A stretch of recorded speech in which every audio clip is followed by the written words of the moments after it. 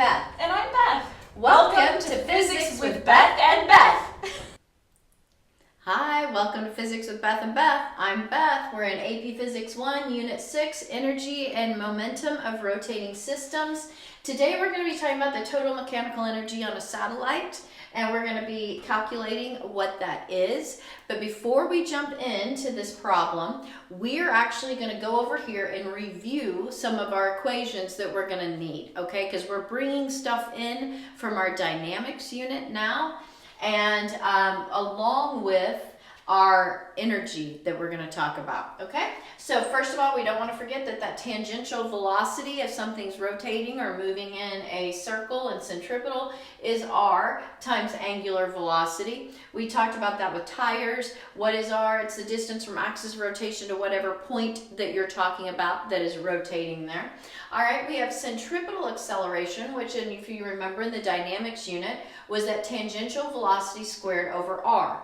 Well, now that we know about angular velocity from Unit 5 and Unit 6, we now have another expression for centripetal acceleration, which is a good thing. Don't groan, oh no. It's a good thing because now we can relate centripetal acceleration to tangential velocity or to angular velocity. So it's a good thing. And you're like, but wait, how did we get this? Okay, well, let me just show you. All right, it's all from this formula right here, from this equation. We have that tangential velocity is that r times angular velocity. All right, well, I have for my centripetal, remember, I have tangential, that linear velocity due to rotation, over r.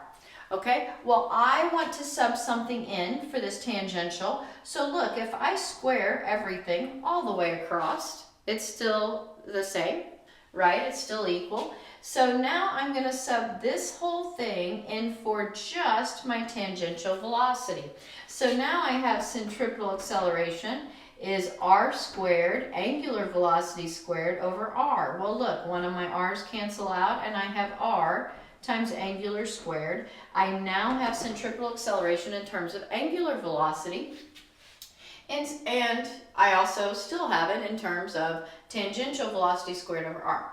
So perfect. Well, now if I look, remember we said, hey, centripetal force, we did dynamics, that the centripetal force equals mass times centripetal acceleration. In other words, Newton's second law for centripetal motion.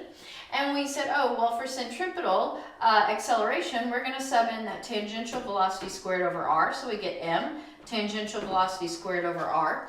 Okay, great. Well, now we have another way to express it. That's expressing that centripetal force in terms of linear velocity. Now we can express our centripetal force in terms of angular velocity as well. Because all I did was take this little expression for centripetal acceleration and plug it in right here. So we have mr, mass times r times angular velocity squared. Perfect. All right, now we are also going to remember from that dynamics unit that we had a universal law of gravity from Sir Isaac Newton himself. Big G is m1 times m2 over r squared. If you don't believe there's drama in science, by the way, you should do a little Google search on that universal law of gravity and the issues between Newton and Sir Isaac Newton and Robert Hooke. By the way, it's quite entertaining. So anyway, there is definitely drama in science, just like there is everywhere else in the world.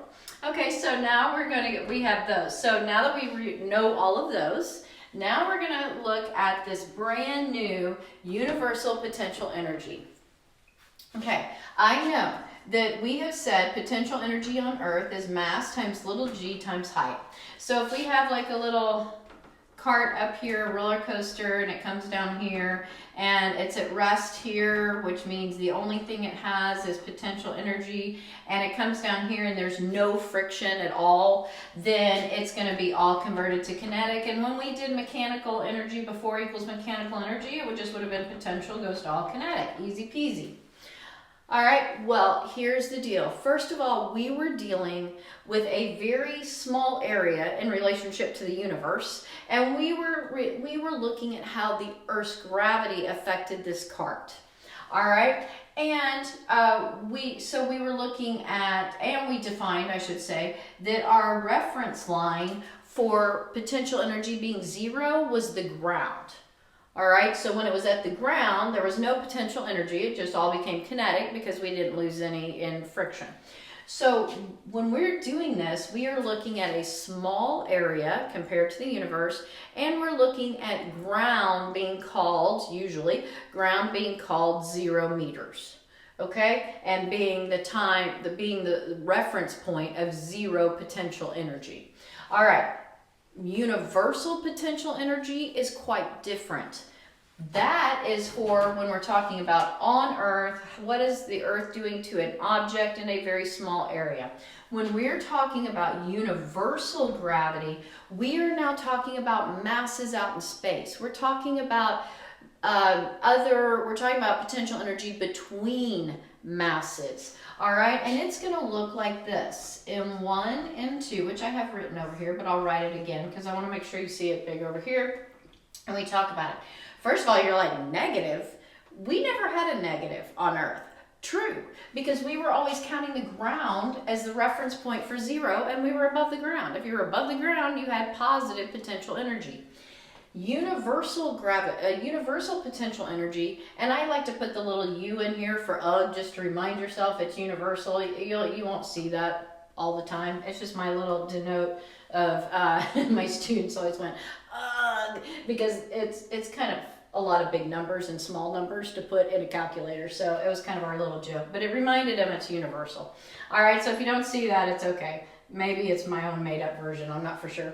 But anyway, why is it negative? It's negative because we define the reference point, instead of the reference point being the ground on Earth, when we're talking about something very small area, we are defining in the universe, we're defining the reference point of 0 potential energy as an infinite distance. All right, so like Toy Story says, to infinity and beyond, we're not at infinity, which would be 0. We're not beyond, which would be positive potential energy. We're on this side of infinity, so it's negative, and that's just how we defined it. It was defined, we, not meaning me, but physics in general, has defined it as an infinite distance away is your 0 potential energy. Again, and you're like, why did that even make sense? Well, because really the closer an object is, so as this R goes down, your denominator goes down, then your potential energy is getting more negative, because the closer objects get in space, the more bound they are by gravity, and the more energy it's going to take to break them apart. All right, so that's why, if that helps you. If not, just remember Toy Story, to infinity and beyond. We're not at infinity, which is a 0 line, so it's negative, if that helps you. All right, so that's the story. Now we need to derive one more thing, and then we're going to be ready for figuring out this total mechanical energy of a satellite. And I'm just going to go ahead and jump and do this first, so then we can do this problem without any interruptions here. My centripetal force, if I'm talking about an object out in space here, the only centripetal force, I don't have a string for tension. I don't have friction like on a road, if we're talking about centripetal, a yo-yo on a string. The only centripetal force, I don't have normal, if we're talking about normal. I only have my force, my universal force due to gravity. So that's going to be big G, massive, and I'm going to talk about this satellite. So I'm going to call this mass of the satellite, mass of Earth. I've got a satellite going around Earth here. Whether it's the moon or an actual satellite from SpaceX or whatever. And then it's over R squared. And remember, that is the distance from center of mass to the Earth to center of mass of the satellite. Okay? That's going to equal M. And now I'm going to sub in my tangential velocity squared over R for centripetal acceleration. And by the way, the satellite is the one that's moving in centripetal motion. So this is the mass of the satellite. All right, it's always about which one has the centripetal motion. It's the satellite. Okay, so mass of the satellites cancel out. Everybody brought mass of the satellite to the party, cube party in the USA.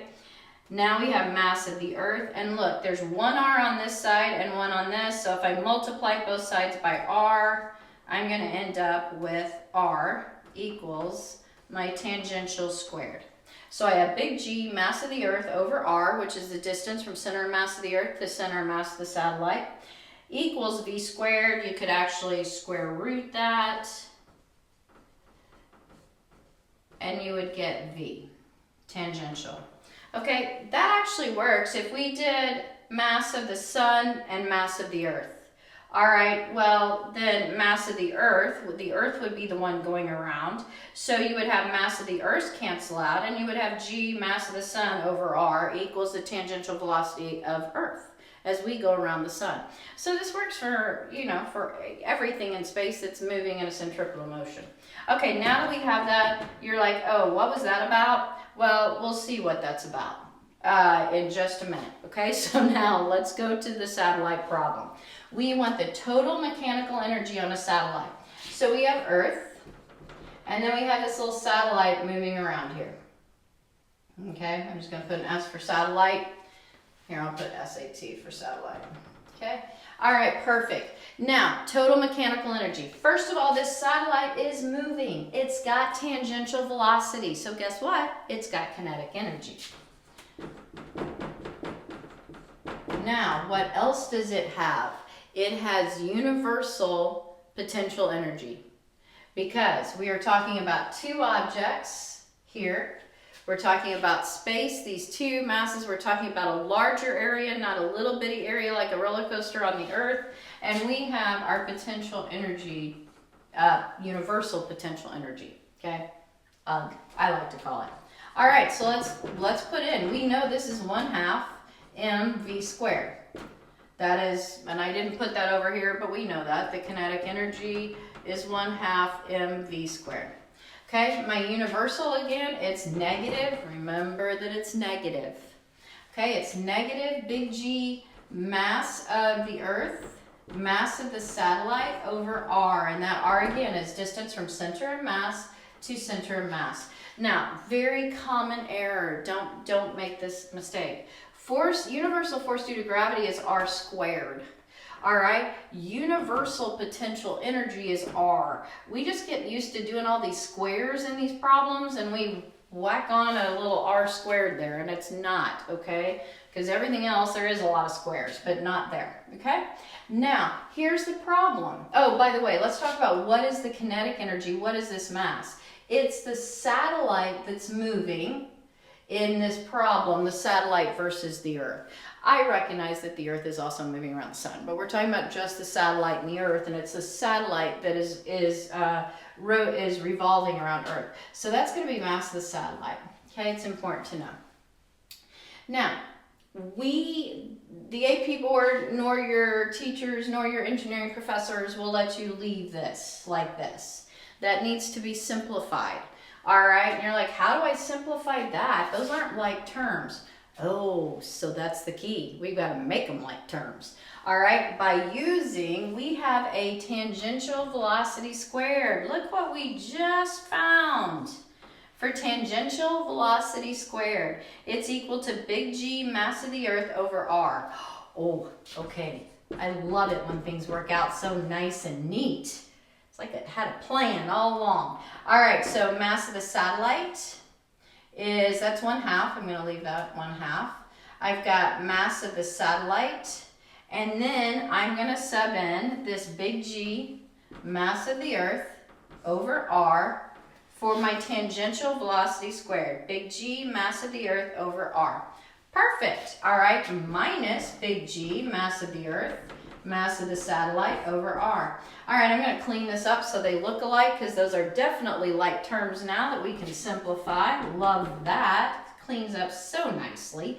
We have 1/2 big G. I'm going to put big G mass of Earth, mass of the satellite over R, minus big G mass of Earth, mass of the satellite over R.